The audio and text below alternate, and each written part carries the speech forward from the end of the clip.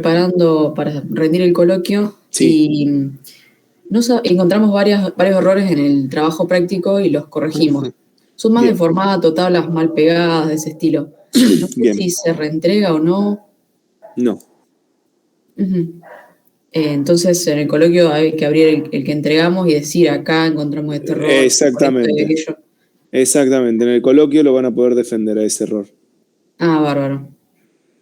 Buenísimo. Incluso, incluso los que tengan errores, también a muchos se les puede llegar a preguntar, bueno, a ver, mostrame el práctico. Bueno, nosotros lo vamos a ver en ese momento con ustedes. Al que vaya rindiendo, en el mismo momento vamos discutiendo el práctico probablemente. Entonces, en algún momento puede ser que sobre el práctico nos demos cuenta al revisarlo en frente a ustedes que tiene algún error, decirle, bueno, a ver, está bien, está mal, perfecto. No es el problema que esté mal. ¿Qué es lo que está mal? Le vamos a preguntar. ¿Me explico? Entonces, si vos más o menos si manejás en la generalidad tu práctico y el tema, no vas a tener ningún inconveniente en cambiar la versión. No sé si me explico. Sí, sí, Decir, bárbaro. bueno, está bien, sí, no sé.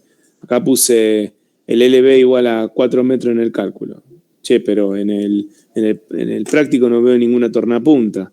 Ah, no, bueno, lo que pasa es que me doy cuenta que me falta y no las indiqué. Ah, bueno, ¿y qué haría? Bueno, le pondría esto, esto y esto como tornapunta. Listo, perfecto, ya está. Ah, bárbaro. Sí, no Buenísimo. más que eso. Está bien.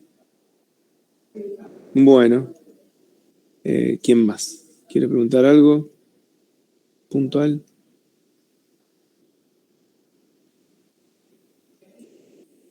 Yo, profe, bueno, no sé si alguien más Dale, quiere seguí. preguntar primero. No, Eh, agotá tu instancia. Tengo como varios bloques de información que no Ajá. logro juntar respecto Dale. a los rigidizadores en la vía carrilera. Bien. Por una parte, tengo entendido que los rigidizadores son elementos que evitan el pandeo, pero que no agregan más área para resistir esfuerzos. Entonces, por ejemplo, la fluencia, si no te da la fluencia en el alma, Sí. tenés que aumentar la sección. No se soluciona con rigidizadores. No. Porque la fluencia en el alma es, digamos, el movimiento del puente grúa y de la rueda y el plano de la rueda es coplanar con el plano del alma. Ujú. Por lo tanto, ningún elemento transversal te va a mejorar la condición vamos a hacerlo, a ver cómo te lo puedo explicar. Sería como que vos imagínate que fuese una esponja la viga carrilera. Y vos le vas pasando una tapa de, no sé, de un frasco de vidrio. Esa tapa metálica, le va pasando Sí, eso por arriba de la esponja. Lo que sufre es lo inmediatamente abajo, que está abajo. ¿Me explico? Entonces, sí. lo que está transversal no te va a ayudar en nada. ¿Qué estás haciendo? Estás verificando, digamos. Ahora, ya, metete en la idea de mayor deformación, mayor tensión. Si vos empujas mucho esa esponja, a medida que vos lo veas cada vez más grande, quiere decir que hay más tensión, hasta que en un momento superás la fluencia. Ahí el alma entra en crisis, tenés que aumentar el alma. O podrías aumentar, por ejemplo, la altura del riel. Claro, o sea, Porque darle entonces, más cuerpo para que tomen, más fibras para que tomen esa carga, digamos. claro, básicamente lo que vos estás haciendo es, si vos aplicás una carga, vamos a otro ejemplo, en un fuste de hormigón, aplicás una carga puntual, esa carga se abre como un bulbo Ujú. y va perdiendo fuerza a medida que penetra en el cabezal. Acá es lo mismo, nada más que es contenido en un plano, no en 3 dimensiones, sino que en el plano. Y la forma que vos tenés, digamos, lo que vos haces, ¿viste cuando calculás el n más 2n, 2k, 2,5k o 5k? Sí, Bueno, ¿qué estás haciendo? Calculando un largo. claro, estás como claro, el largo donde se ensancha, digamos, el diagrama de presiones. Claro, y por lo tanto, lo que vos finalmente calculás cuando le agregás a ese largo el ancho digamos, el espesor del alma, ¿qué calculaste? Un área. Sí, Entonces lo único que estás haciendo es verificar esa presión.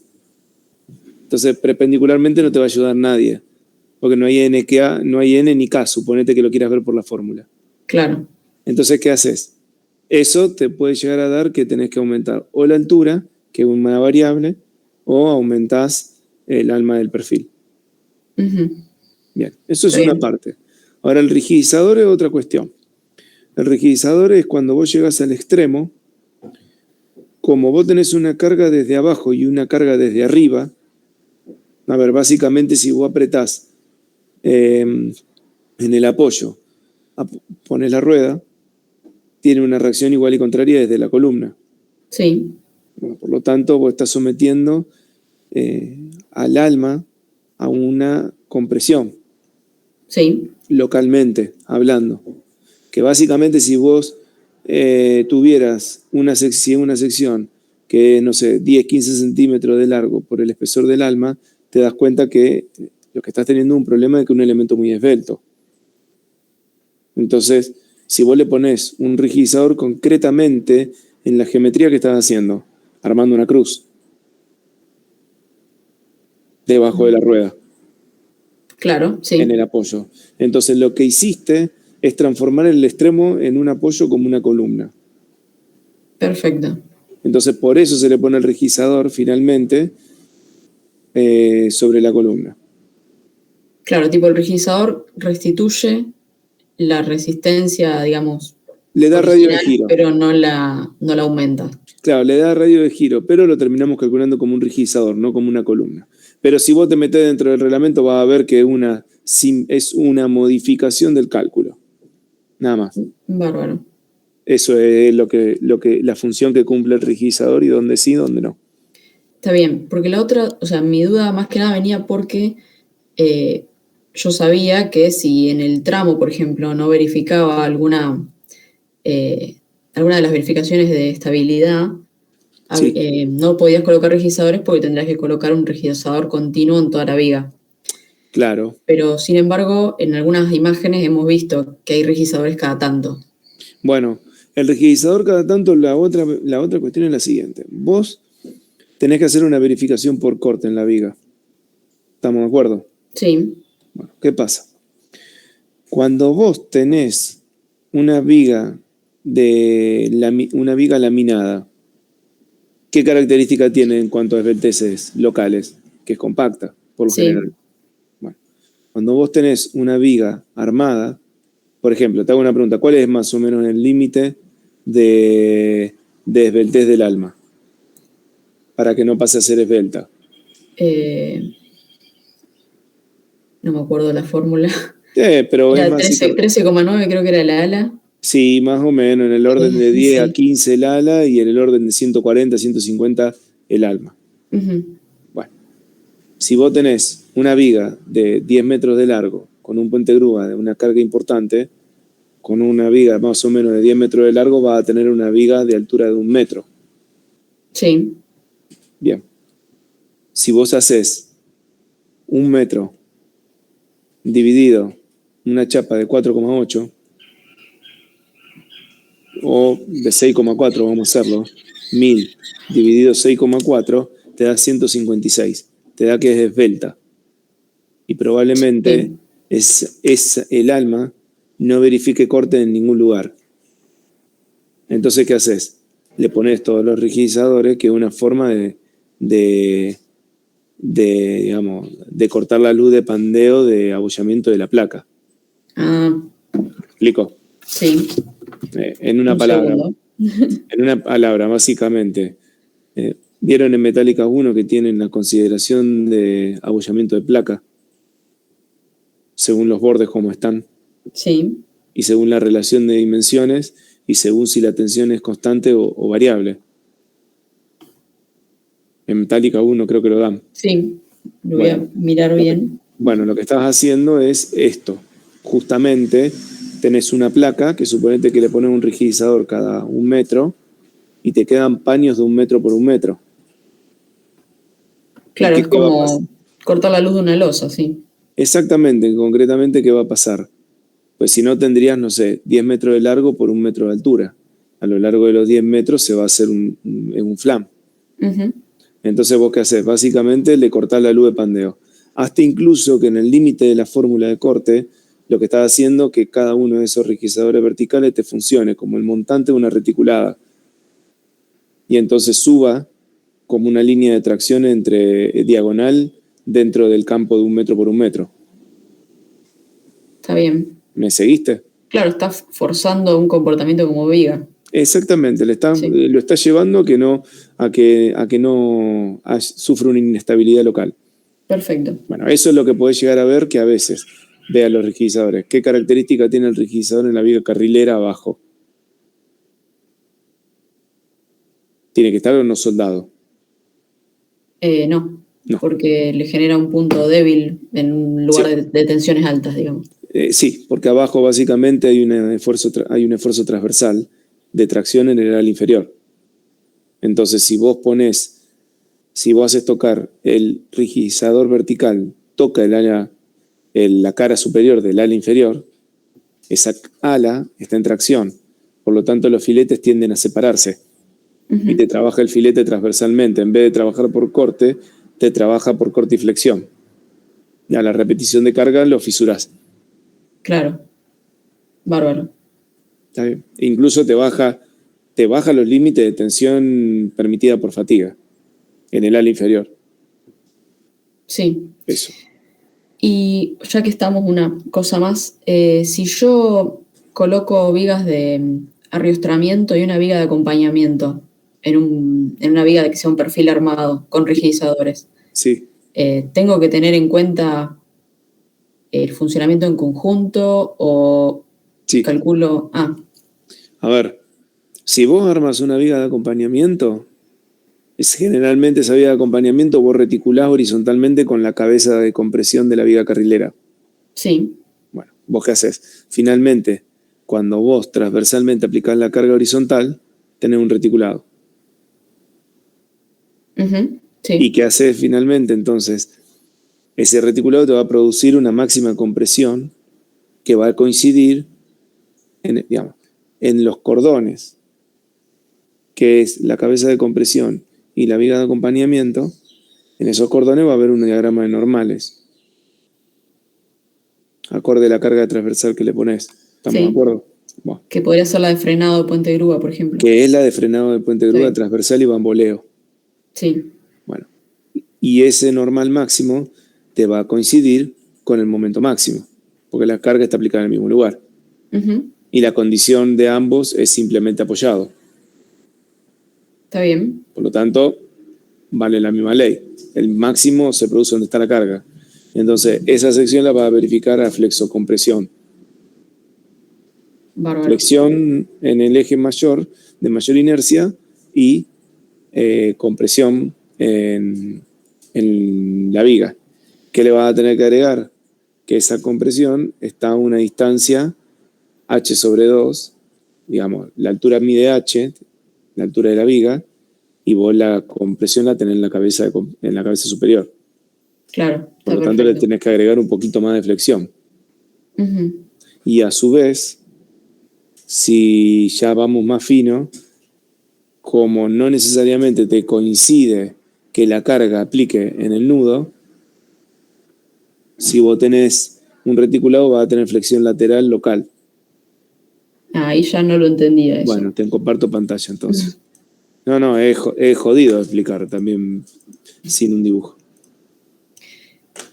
Yo por ahí venía pensando que capaz podíamos verificarla como si fuera una barra armada de grupo 4 o algo de eso. No hace falta. Suponete que vos tengas esto. Esta es la viga de acompañamiento, la celeste. Y la otra es la cabeza de compresión. Vos vas a tirar un reticulado que en ejes va por acá.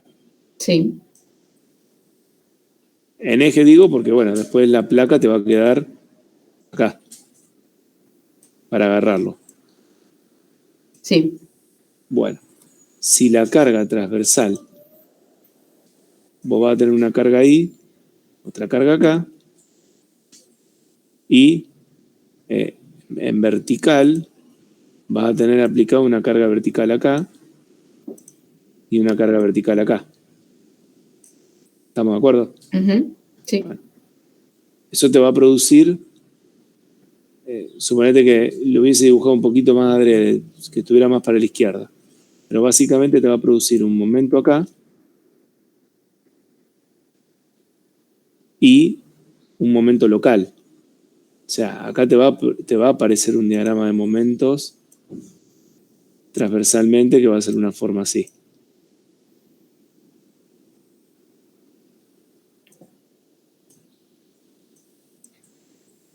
Entre cada nudo, ¿me explico?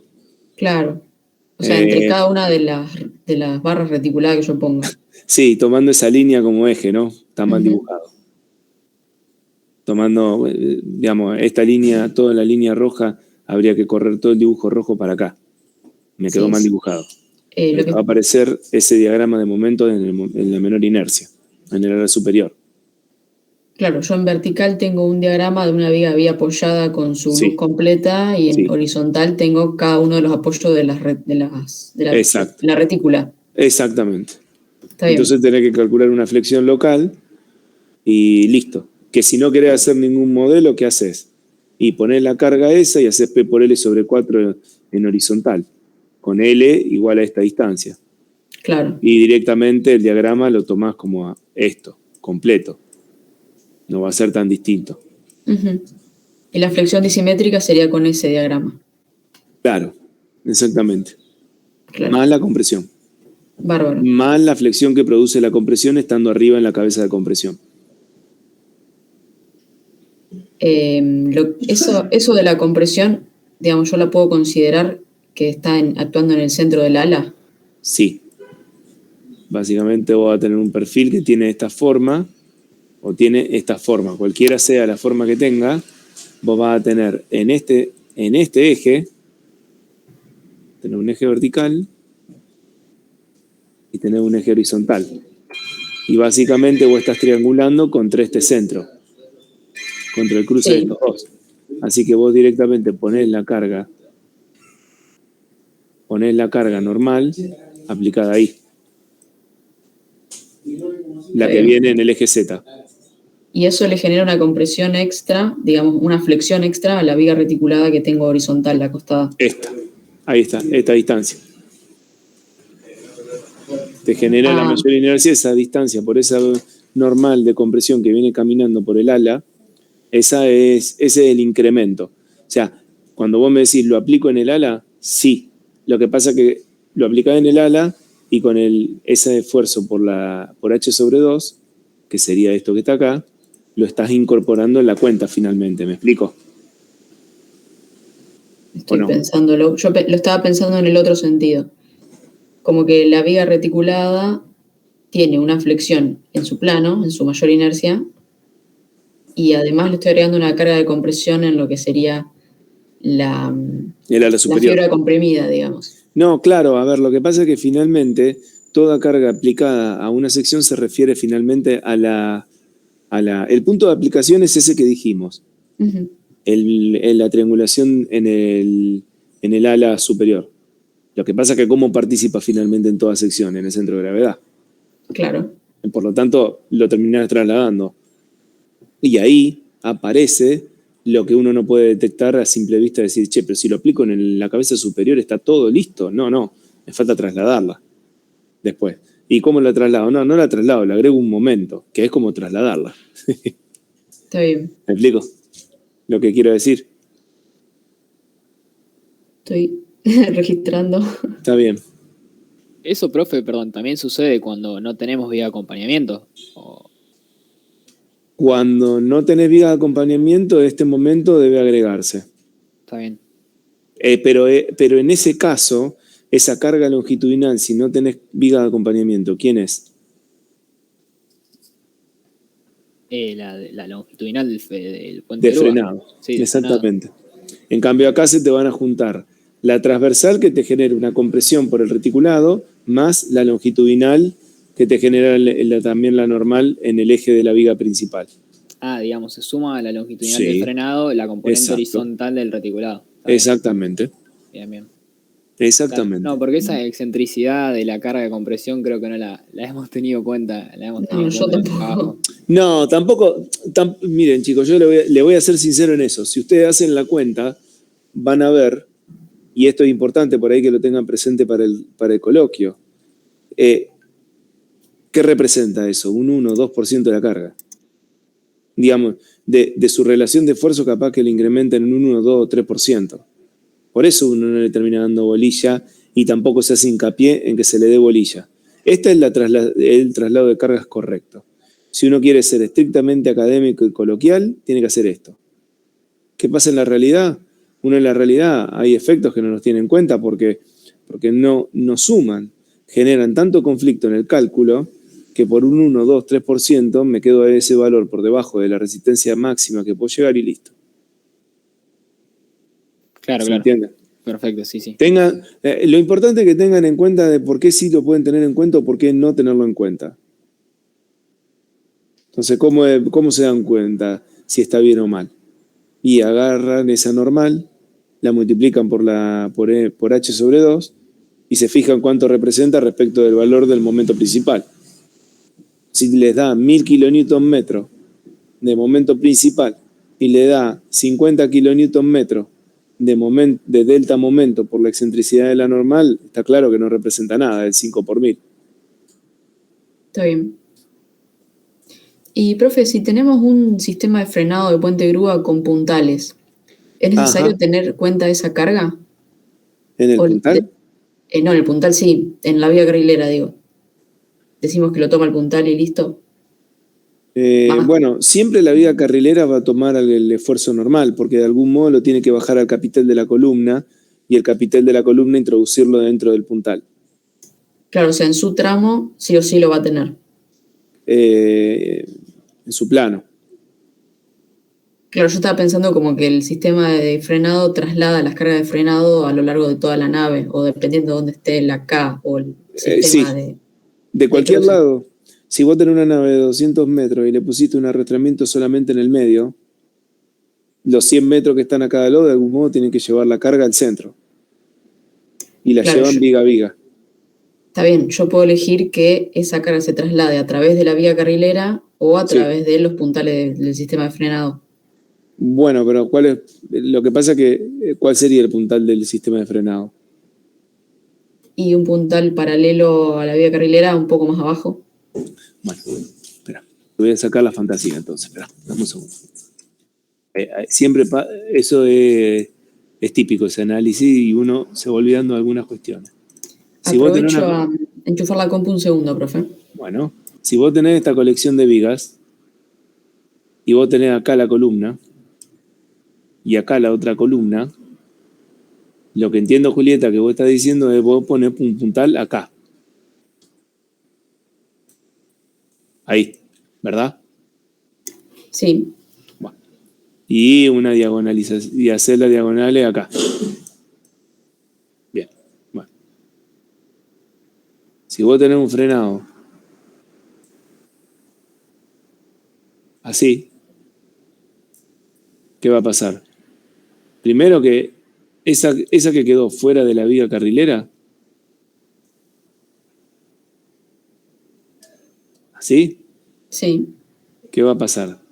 Primero, que tiene que venir, esta carga va a bajar, va a pasar por corte en los bulones, acá. Sí. Se mete por acá y sube otra vez por este bulón. Ah, yo quería mandarla a un puntal. No, claro. Después empieza a viajar todo otra vez por acá, tendiéndose a incorporar en el alma. Viaja nuevamente por acá, se suma a la otra y en un momento vuelven a bajar las dos. Entra por corte en el bulón del capitel y finalmente entra en el puntal. Ahora, esta te quedó comprimida. Sí. Y el capitel nunca se salvó de tener que trasladar la carga de frenado longitudinal. Claro. ¿Explico? Sí.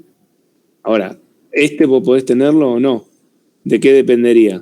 Si vos eventualmente querés independizarlo para cualquier tarea de mantenimiento, lo que fuere, que estoy marcando acá en verde, se lo agregás a ese puntal.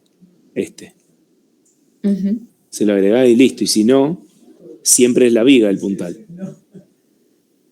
Está bien. Me confundió porque en el TP tenemos las dos cosas por separado. Es que, claro, van por separado, por lo general. Pero eso por la configuración, digamos, particular que genera que hay mucha distancia entre la carga longitudinal de frenado y la carga por donde viene el arrastramiento de la cubierta.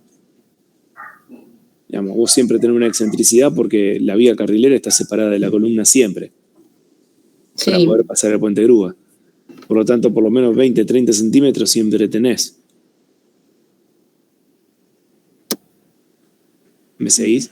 No, ahí ya me perdí. Si vos tenés una columna, vos tenés una columna acá, sin bayoneta ni nada, es una columna cualquiera, ¿eh? Sí. No importa. Y vos tenés una línea, una viga carrilera que va acá, en ese eje. Sí. Y va para este lado. Esta es la línea de viga carrilera. Vos tenés una carga longitudinal que viene por acá. Finalmente también tenés al menos una carga longitudinal que viene al menos por el centro de la columna. Y en este caso, como teníamos columnas con doble cordón, porque era reticulada, venía por acá afuera. La carga de arrastramiento. Sí. Pero vos podrías tenerla donde está el rojo, si fuese un perfil doble T y nada más. Bárbaro. Bien, ¿se acuerdan cuando vimos columnas? Que una de las posibilidades es que la columna sea un perfil doble T. Uh-huh. Sí, perfecto. Suponete que estuvieran en este caso. Decís, bueno, pero 30 centímetros. O sea, yo estoy poniendo acá 30 centímetros y acá tengo el arrastramiento, en este plano. Yo acá estoy formando el arrastramiento ahí. El arrastramiento longitudinal. No puedo llevarlo hasta ahí y no, porque entonces la columna esta, ¿qué va a tener problema? Respecto de su eje, se va a girar así, la columna. ¿Por qué? Porque el punto de retención está acá. Claro, va a tener una flexión. Uh-huh. Claro, aparece una torsión. Sí. ¿Y las secciones abiertas cómo son para la torsión? No son buenas. No son buenas, la que juega es la cerrada. Bueno, ¿qué va a pasar? ¿Se te va a romper por torsión? No, no se va a romper. Porque si ustedes agarran un perfil doble T de 12 metros de largo, lo van a retorcer ustedes mismos con las manos. Lo pueden hacer torsionar. ¿Y se rompió? Uh-huh. No. ¿Pero qué están viendo? ¿Que gira como loco? Sí. Bueno, pero no es capaz de tomarlo, digamos. Claro, entonces se te va a girar la columna y te va a meter unas deformaciones de 2, 3, 4 centímetros en la línea longitudinal del puente grúa. Esto va a terminar siendo, tal vez este punto y este punto, tal vez terminan siendo 4 centímetros, 2 centímetros. Cualquiera de esos valores es un montón. Claro, entonces tengo que llevar la carga de compresión por la vía carrilera sin tratar de pasárselo a la columna, salvo que tenga una columna preparada para eso. Claro, a ver, muchas veces ¿qué se hace? Si vos tenés una columna acá y una columna acá y tenés un frenado a esta altura y tenés una reticulada, el arrastramiento reticulado acá adentro, muchas veces ¿qué se suele hacer? Y bueno, entonces busco que en algún lugar formo un plano horizontal rígido con un reticulado y entonces entra esta carga, la entro por acá, la entro acá, la hago coincidir con ese reticulado horizontal, eso sería en este nivel, puesto acá. Claro, sí. Estamos entonces vos armando un plano rígido en este sector, que todo esto sea un plano rígido, entonces vos finalmente llevaste la carga. Acá la metiste acá. Entonces cuando esta columna quiera rotar y esta columna y esta columna ambas quieran rotar como rota esta, ¿qué va a pasar? Tiene el sistema resistivo del reticulado. El reticulado no lo va a dejar girar y va a terminar de meter la carga ahí. ¿Qué tengo que tener en cuenta? Y que si, por ejemplo, quiero hacer un esquema así, y bueno, probablemente en el último paso tenga que hacer un esquema así para que meta una carga ahí. y lo agarro en el centro y triangulé. Ah, está bien, perfecto. Tomo la carga acá, se la paso a este nudo y finalmente se la pasé acá. Y nunca hubo una flexión local. Está bien. ¿Se entiende? Sí, esto sería para puente de grúa que tienen un frenado longitudinal No, muy cualquier grande. frenado longitudinal, porque te repito lo mismo, si vos agarrás una viga de 12 metros, agarrala firme de un lado, agarrá un perfil de 300, 400, de 12 metros, lo agarrá firme de un lado, soldale un palo de 1 metro, como si fuese una baranda, y lo agarrá y lo retorcés con la mano. Está bien. Y vos sos 20 kilos de fuerza. Uh-huh. ¿Me explico? O sea, sí, perfecto. Es un problema que no vas a poder gobernar la deformación. Bárbaro. Bien. Bueno. Ok. Dejo que alguien más pregunte. Yo después tengo más, pero por ahí. Dale. Cambiamos de Profe. persona. Sí. Ahora cambiamos de Julieta. Dale. Te hago una pregunta con respecto al parcial 3. Sí. Yo lo resolví ahora como norte-sur para practicar, digamos. Ajá. ¿Te puedo mostrar que tengo un par de dudas? A ver. No te asustes con la prolijidad que no me cae. Mientras que eso no se traslada al parcial, no va a tener problema. No, por eso. Esto lo hice así, más o menos. Sí. ¿Se llega a ver? Sí, se ve. Bueno, las preguntas que tenían, eran, creo que el cordón inferior, estoy casi segura, digamos, que estaba bien, o sea, bien. Yo principal a principal. Una de las dudas que tenía era en el cordón superior. Sí. O sea, si está bien de principal a principal o habría que ponerle... Bueno, ¿cuánto tenés de distancia? ¿12 metros? Sí. Bueno, un elemento en 12 metros necesita mínimamente, si vos tenés un EBLT de 150, haces 1200 dividido 150, necesitas 8 centímetros de radio de giro. Ajá. Si vos vas a la perfilería W, vas a ver que no hay perfiles que tengan en la menor inercia ese radio de giro. Perfecto. Entonces le tendría que poner... Lo que te quiero significar es que más de 5 o 6 metros es un problemón. Bien. Entonces, generalmente no lo vas a poder resolver. Entonces le tendría que poner... ¿Qué le pondrías? Y no sé, o sea, yo acá, fíjate, lo había puesto y después lo borré porque me entró duda. No sabía si ponerle... Bueno, contrastalo con lo que tenés abajo. Vos tenés que generar una línea que borraste ahí, la tenés que generar. Esta. Está, listo. Esa la tenés que generar. ¿Por qué? Porque si no, no podés retenerlo. Pero lo único que generaste ahí es que todas se muevan para el mismo lado. Tenés que frenar esa línea en algún lugar. Entonces, esa línea vos podés elegir que abajo también tenés otra línea que sí está retenida. Ajá. ¿Estamos? Entonces, si vos armas un plano, a ver, imagínatelo de la siguiente manera. Imagínate que en ese plano vertical que te queda entre la línea esa que borraste y la misma que tenés abajo, le pones un pedazo lo tapás con cartón, claramente ya es más firme. Sí. ¿Estamos? Entonces lo que vos estás haciendo es eso. Entonces, tenés la posibilidad de poner diafragmas verticales, formar un diafragma vertical entre la línea esa que borraste y la similar que está abajo, porque la de abajo ya está retenida, o generar el mismo retraimiento como el que generaste abajo, lo generas arriba, inclinado. O sea, ponele, si yo pongo acá, lo que sería con el diafragma tendría que coincidir con esto, que sería el cordón superior, el inferior, perdón. O sea, porque estaría en esta posición, que está acá. Este es el superior. Sí. Entonces, si yo acá pongo el diafragma, coincidiría, digamos, con esto. Claro. Bien. Entonces tendría que marcar, no sé cómo mostrártelo, encima es re difícil preguntártelo.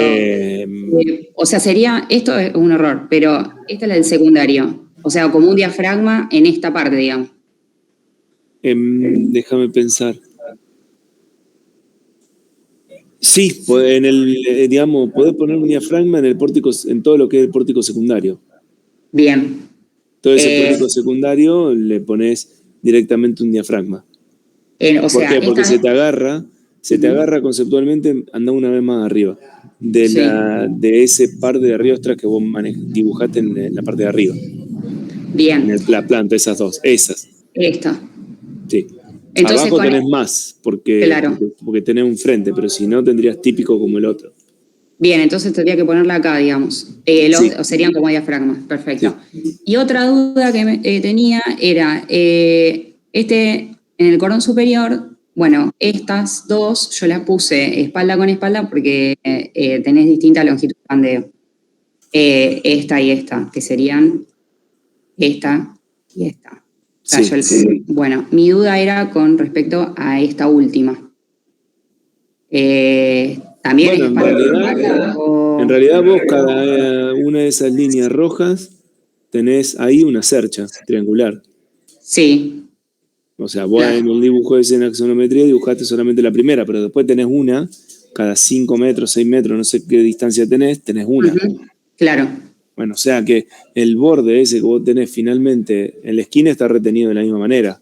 Claro, también es con espalda. Claro, entonces vos podés ponerle lo que quieras, podés ponerle 2L en cruz, podés poner un perfil doble T de alas anchas, podés poner 2 perfiles de U espalda con espalda separados y empresillado para que tengan radio de giro. Bien. Espalda con espalda está mal. El espalda con espalda tenés un problema. Él no tiene paridad de esbeltez. Estamos entonces vos en un sentido lo estás reteniendo, en un sentido funciona con 6 metros y una esbeltez, y en otro sentido con 6 metros y el triple de esbeltez. Claro. Está bien. Tendría lógica. Y estos sí, estos que están acá sí, los que serían como los superiores, porque ahí sí tenés distinta luz de pandeo, digamos. Sí, los cordones de arriba vos los tenés con el plano vertical de la cercha que formaste rectangular. Claro. O sea, que eso tranquilamente lo podés poner, sí. Perfecto. Y la última, acá. El tema de los... 2 dudas tengo. Una, ponele, si esto hubiese sido como en el parcial este-oeste, sí. Eso iría en cruz, porque digamos, en este caso, digamos, como yo tengo todo este reticulado, con esto ya es suficiente, digamos. Bueno, en realidad, como tener el reticulado, podrías no poner esos bigotes. Porque te lo tiene el reticulado arriba. Porque aparte, ojo, porque esos bigotes, ¿en qué dirección funcionan? ¿Estos? Sí, con peso propio solamente. Claro, con peso propio. Si hay succión. Y si hay succión, no trabajan. Bueno, trabajan solo tracción. Bueno, ¿qué pasó? En el parcial, en el parcial esta imagen es la misma, pero sin los triángulos de arriba. Bueno, entonces, muchos, ¿qué hicieron? Pusieron los bigotes en esa dirección. Pero cuando viene la cercha tirando para arriba, la cercha que está en el secundario, claro. Te tira para arriba y no tenés con qué retenerlo. Entonces, según el parcial, los triángulos de arriba no estarían, y entonces necesitarías duplicar estos bigotes. Claro, hacer esto, digamos. En espejo, exacto. Claro. Ahora, en este caso que vos tenés el reticulado de arriba, ni siquiera son necesarios estos bigotes. Porque vos lo estás teniendo con la reticulada de arriba. ¿Qué podrías decir? No pongo bigote porque estoy teniendo en cuenta que esa reticulada es la que sostiene las vigas del portón. Bien. Y si, por ejemplo, fuera un portón en frontis o un portón muy grande que tenga que salvar, digamos, por ejemplo, toda esta luz.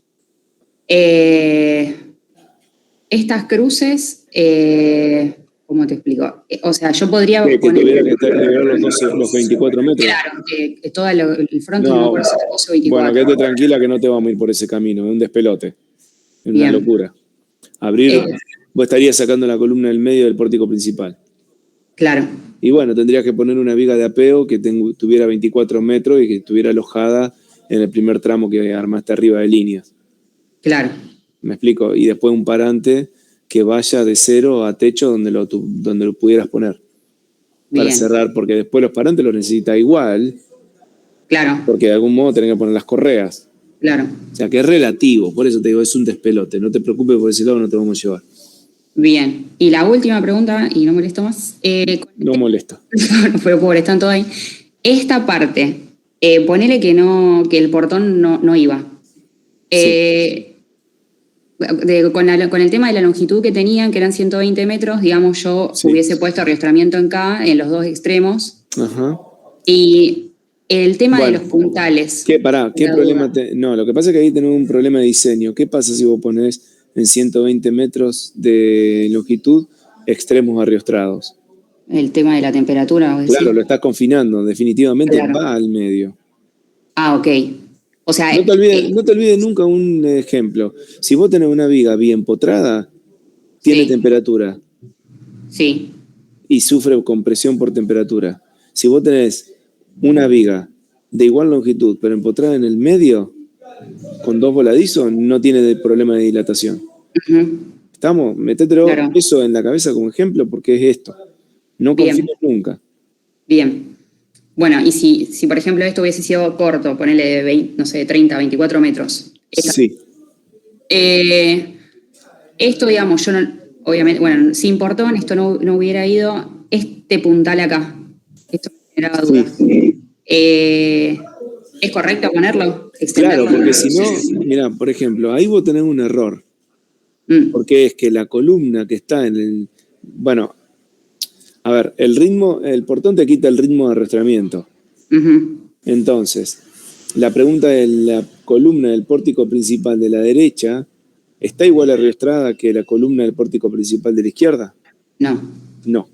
Entonces, ¿qué podrías hacer? Si eventualmente tenés que poner un portón y la nave es muy larga, en ese portón vos lo tomás de una manera, pero el próximo conjunto de 4 ejes que ponés al lado, principal, secundario, principal, secundario, principal, le repetís a la derecha de ese pórtico principal que dibujaste, a la derecha, de la derecha le repetís el arrastramiento. Entonces lo volvés a agarrar y volvés a empezar el ritmo. Claro. Y no tenés problema de temperatura porque lo estás trabajando ahí en 30 metros de longitud. Claro, pero ponele que si yo este portón no existiera, o sea, no tuviera que hacerlo. Sí. Yo tendrías que seguir esas líneas. Ah, perfecto. O sea, tendría que seguir el puntal acá y acá. Y ese también, para otro poder, también. Claro. Sí, para poder tener lo mismo. Para tener lo mismo. Bueno, bárbaro, profe. Le consulto ahí, ¿no podría haber hecho las K desiguales y hacer coincidir el puntal de la K con el eje, digamos, de la viga de Intel? Bueno, seguro que podés. Si te conviene, podés.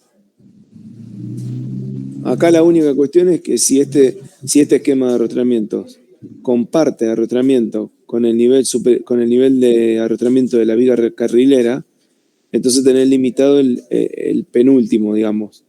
El segundo puntal lo tenés limitado y ubicado ahí. Después podés dividirlo como quieras. Entre el puntal ese que está como a 12 metros de altura y para abajo podés dividirlo como quieras. La discusión es si ese a 12 metros de altura está fijo porque tiene que coincidir por algún motivo ahí, porque es el cambio a bayoneta. Y el cambio a bayoneta vos lo vas a arrastrar. Está bien, perfecto. ¿Me explico? Entonces es como que sí, podés, pero no te conviene porque ya lo tenés rítmico a partir de otra consideración. El ritmo ya te lo dio el de arriba. Claro, está bien. Bárbaro. ¿Listo? Bien. Y bueno, entonces para cerrar esto, que es lo que más duda tenían. ¿Puedo preguntar algo sobre lo de arriba de nuevo? ¿Esto? Sí. Ahí está, gracias. No. Entonces, cuando termina, ¿tenés que hacer otro arrastramiento acá, dijiste vos, Andrés? ¿O yo entendí mal? Primero, está claro que la columna de la derecha del pórtico principal tiene un esquema, puede fallar el esquema de arrastramiento. Porque también puede pasar que el puntal de arriba no logres pasarlo de lado a lado, porque tenés esa diagonal en el medio. Se te está chocando. A ver, supongamos que no están los bigotes eso. ¿Qué convendría hacer acá? El primer puntal, que está a 6 metros de altura, conviene subirlo ya. Y eventualmente hacer el portón más alto. O sea, vos decís que esta línea coincida, o sea, subirlo acá. Que coincidan, exactamente. Claro. Que coincidan. Y después de ahí podés seguir. Ahora, si por culpa del portón, ese paño de 12 metros hay que desconfigurarlo completamente, entonces después, a la derecha de ese pórtico principal, donde está el número 3 o 2, ahí donde tenga el cursor a la derecha. Sí. Ese paño que sigue tendrá que tener un arrastramiento o tendrá que estar relacionado con otro arrastramiento para poder agarrar esa columna. O sea que se puede repetir después de eso inmediatamente, o más adelante, pero lo tenés que repetir en algún lugar. ¿Se entiende, Joaquín? Tenés que repetir los primeros 12 metros, sería el arrastramiento ese de K. No, a ver, para. ¿O qué es lo que tenés que repetir? Espera. ¿Dejo de compartir? Sí, comparto yo. Si vos tenés un paño arrostrado acá y tenés puesto, independientemente de cómo haga las cruces, tenés una línea de puntales acá y una línea de puntales acá. Después viene un paño que lo destruís por completo porque lo desconfiguraste. Porque viene este paño rojo, tiene el portón y queda desconfigurado. Bueno, el próximo que uno haga acá, de algún modo va a tener que tener retenida porque esta columna quedó sin tomar. Porque, a ver, yo estoy poniendo, supongamos que pongo esta diagonal de acá.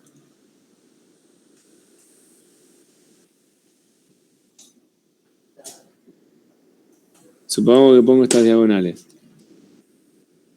Si yo pongo este puntal, ¿está funcionando? Claro, no, porque no está como vinculado, digamos. Claro, o sea, acá no hay vinculación a esta altura. Entonces, o repito esas diagonales en este campo y empiezo otra vez de ahí para la derecha.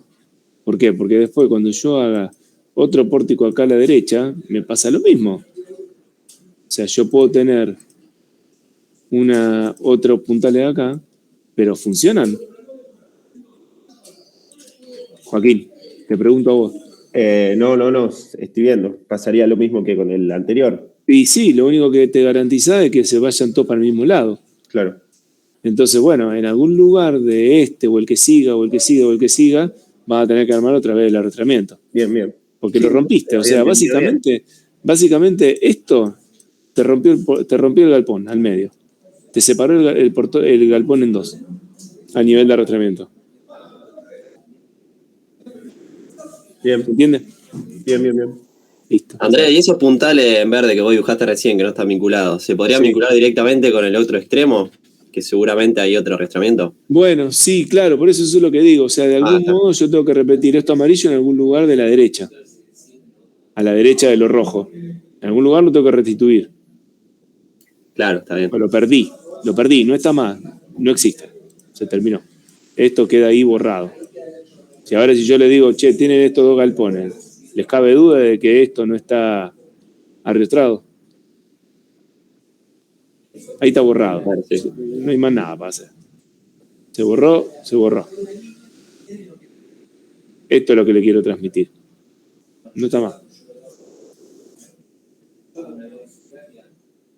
Bueno. ¿Qué más? Y, profe, una última pregunta del tema del ejercicio 4, ¿te acordás del parcial 2? Viste que habías puesto como que cómo apoyaba, digamos, como el sistema de apoyo, viste, del viento que iba para un lado, para el otro, y había que hacer como... Sí, que tenía valores de Barlovento exactamente y tenían que calcular puntales y diagonales. Ajá. Sí, bueno, yo, digamos, lo pensé bien, pero se ve que hice algo mal. Pero, o sea, lo tenía bien pensado, digamos. El tema es que vi un parcial que lo hizo directamente, como si fuese como ancho de influencia, como si fuese que el viento viene directamente, digamos, en la situación como en el TP, y dio muy parecido a los números. Eso fue una casualidad, porque no se podía hacer un tipo de simplificación, digamos, o sea, había que hacer el análisis como lo mandaste vos. Me mataste. Porque vos sabés que después yo lo había pensado así, de la forma que iba, digamos. Y hecho, digamos, con los anchos de influencia normal, daba muy parecido el número y digo, no sé si se podía simplificar así, yo lo hice como lo tenía que hacer o no, digamos, no, hay que hacerlo. La simplificación. No, viste que vos tenés el ancho de influencia, ponele la columna del centro, tomaba el ancho de influencia mitad para un lado y mitad para el otro y cargaba como una viga simplemente apoyada. Sí, no con la puntual y digamos como era. Eso fue una casualidad, no se puede simplificar, digamos. Imposible. No, el viaje de descarga es el viaje de descarga. Claro, mirá qué loco. Fue, lo resolvieron como con la simplificación y les dio exactamente, o sea, ponerle 0, no sé qué diferencia.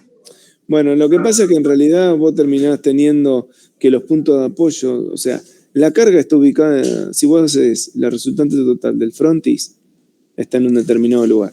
Sí. Por cada área de influencia que tenés. Por lo tanto, si vos tenés punto de arriba, punto de abajo, finalmente todos van de la misma manera, en función de la distancia que tiene la resultante respecto de todo eso. O sea, como que más allá de cómo se distribuyen las cargas, digamos, como en el caso del parcial, siempre, si obviamente, en un esquema isostático, los apoyos reciben, digamos, vos vas a tomar momento en los apoyos independientemente del tipo de estructura que tenés adentro. Claro. Son 2, 3 puntos, 4, 5, lo que fuera, punto de vinculación. Y es más, si vos agarras toda el área del frontis y lo dividís por 4, es la carga que te da el puntal de arriba a la izquierda. Claro. En el arrastramiento longitudinal de techo. Bien. Finalmente, finalmente, vamos a ver distinto, finalmente ese valor es el valor que te entra en la nariz de corte en la columna. Al final en el arrastramiento longitudinal. Claro, pues yo decía, no puede ser que sea una casualidad que es tan parecido. Sí, no. Perfecto, listo, gracias. Sí, no. Bueno. Yo te quiero hacer una pregunta de correas. Sí. ¿Viste las verificaciones que nosotros hacemos? Que por un lado, o sea, nosotros verificamos, por ejemplo, en el TP, la condición de arrastreo en el chapeado a la succión y después verificamos sin tilla y con tilla intermedia. Para ver, digamos, o sea, para ir comparando. Sí. Pero los dos son mecanismos resistivos distintos, según había explicado Emanuel en una consulta. Mi pregunta es, si vos, verificás primero la condición que está arrastrado en el chapeado a la succión, que es con el R, si eso te verifica, ¿ya podés decir que no tenés que colocar tilla o puede que tengas que colocar tillas? No, si con el R te verifica, terminó tu cálculo. Claro, ya está. Ya está. Es la forma que elegís de hacerlo. Lo que pasa es que con el R, mirá, es muy fácil. Agarrá el R lo que te está haciendo es te está castigando la resistencia final. Claro, está tomada la parte traccionada de la correa. Está bien, pero en la fórmula te reduce el valor final. Claro. Bueno, entonces vos podrías hacer una verificación de ir cambiando el LB hasta que se te iguala al R. Me explico, esa reducción, vos con el LB lo vas cambiando y vas reduciendo la resistencia nominal también. Bueno. Claro. Hasta que en un momento se te iguala esa resistencia nominal a la resistencia nominal con el R. Y listo. Podrías saber ahí cuál es el límite de tu cálculo, si te conviene o no te conviene uno u otro. Claro, está bien. Está bien. Y en ese mecanismo resistivo, digamos, la cabeza comprimida de la correa está tomada como en el ala, digamos, si hubiera de forma continua en toda la longitud, está tomada en el ala, en el alma, perdón. No, en el ala. Y lo que hace es que el alma tiene cierta capacidad de impedir el giro y el desplazamiento lateral del ala inferior. Claro, de la comprimida, que en la succión sería la interna. Exacto. La ala interna. Exacto. Está bien. Bárbaro. Bien. ¿Qué otra? Profe, yo te quería hacer una consulta. Dale. ¿En qué casos, digamos, es conveniente poner un perfil L a tracción en lugar de un hierro redondo? No hay una particularidad. No hay, digamos, ¿no? Porque la duda más que nada en los frenados en X. No tenés algo que te lo gobierne. Lo único que tenés que tener en cuenta es que con un L vas a tener que calcular la esbeltez y con un redondo no, porque lo pones en tensión. Claro, bien. ¿Y te puedo mostrar una unión que tenía una duda? Sí. Algunos tiene... ¿Quién más preguntas? ¿Qué otras preguntas hay? ¿Quién más tiene preguntas también? Yo tengo una pregunta del primer parcial. Bueno. Les digo porque ya vamos como 1 hora y vamos a ir cortando. Para poder resumir. De acá, profe, te quería consultar, digamos, si el cubrejunto superior, digamos, yo le había entendido a Marcelo que, digamos, no era una cuestión obligatoria, sino que era simplemente para disminuir la longitud de la unión. ¿Eso es correcto o tiene que ir para restituir los No, radios de giros Marcelo a la le explicó cartela? Marcelo le explicó otra cosa más. Esa unión en el medio tiene la particularidad de que tiene la cartela transversal y retiene el punto que está ahí arriba. Pero si ustedes empalman el cordón en cualquier otro lugar donde transversalmente no hay nada, entonces en esa sección tenés una articulación perpendicularmente. ¿Me explico? Claro, Entonces vos tenés que restituir la inercia transversal para no tener un fenómeno de inestabilidad. En este caso en particular, en el medio donde vos tenés un puntal arriba y un puntal abajo, un puntal en el cordón superior y otro en el inferior, entonces no tenés problema. ¿Dónde podés tener un problema? En el montaje, donde todavía ese elemento no está puesto. Bien. Entonces se te va de costado en el medio. Bien. Perfecto. Bien. Y, digamos, bueno, entonces en este caso podría no existir, digamos, este cura juntas. Podría no existir. Y tendrías que eventualmente hacer algún comentario, si querés, del montaje.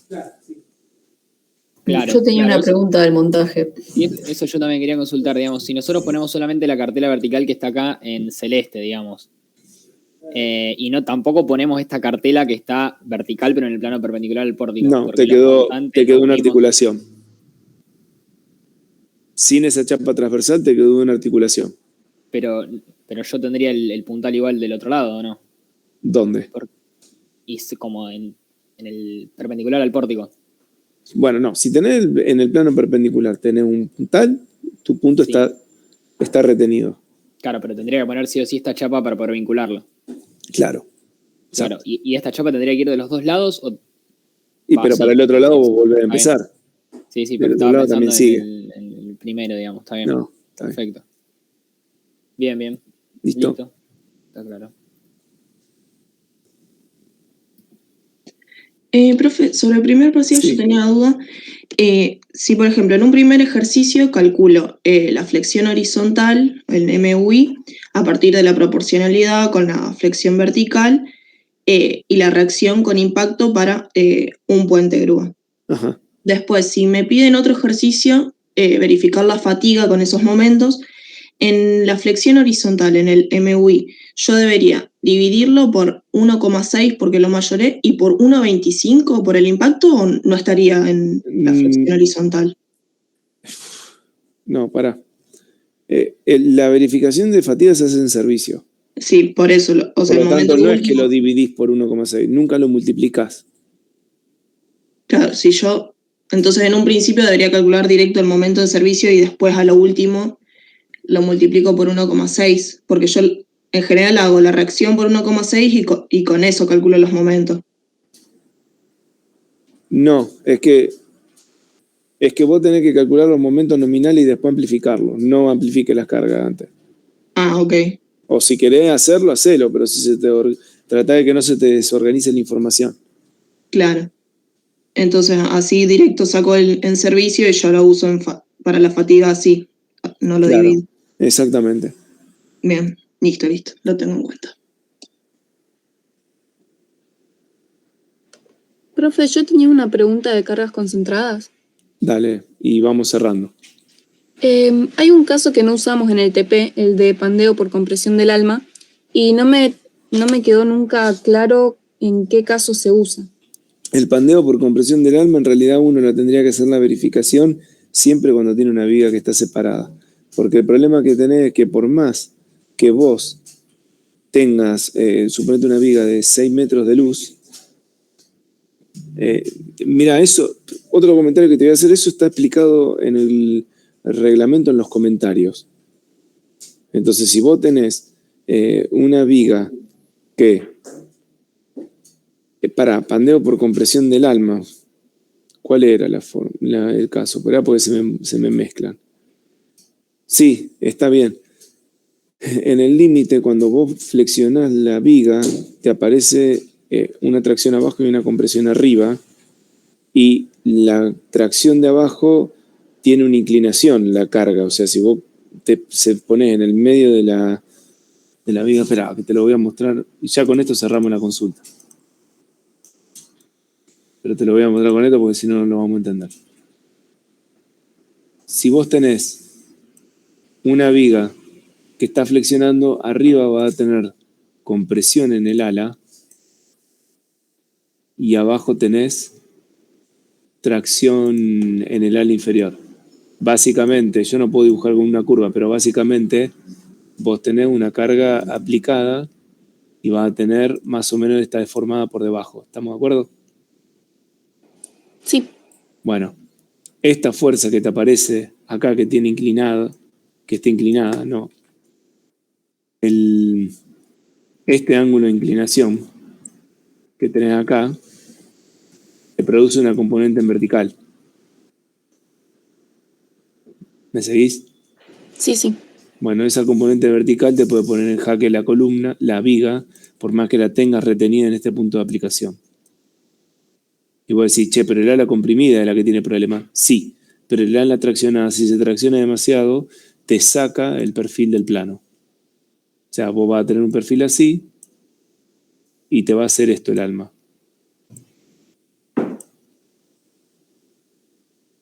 Te va a quedar retenido acá,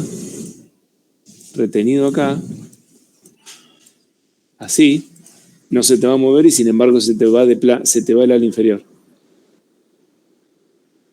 ¿Me explico? Se entendió. Bueno, entonces lo que tenés ahí, ese pandeo se da con las cargas puntuales. Entonces hay un límite de una carga puntual máxima que uno puede aplicar en una viga, que radica en este fenómeno. Incluso, después fíjate en el reglamento porque te hace la comparación si toma el ala inferior, ¿qué LB considera? Si toma el ala superior, si toma el ala inferior, si toma ninguna de las dos y si toma las dos al mismo tiempo. Eso en los comentarios, ¿no? En los comentarios, fíjate en los comentarios, ojealo, lo vas a encontrar. Listo. Dale. Bueno, chicos, vamos cerrando.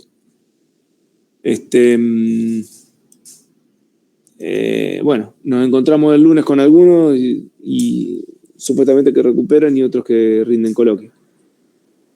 A la tarde va a ser, ¿no, Andrés? Sí, va a ser a la tarde. Bueno. Buenísimo, profe, gracias. Chao, gracias. Bárbaro, Bueno, profe. gracias. Gracias. No, Nos vemos. Gracias. nos vemos.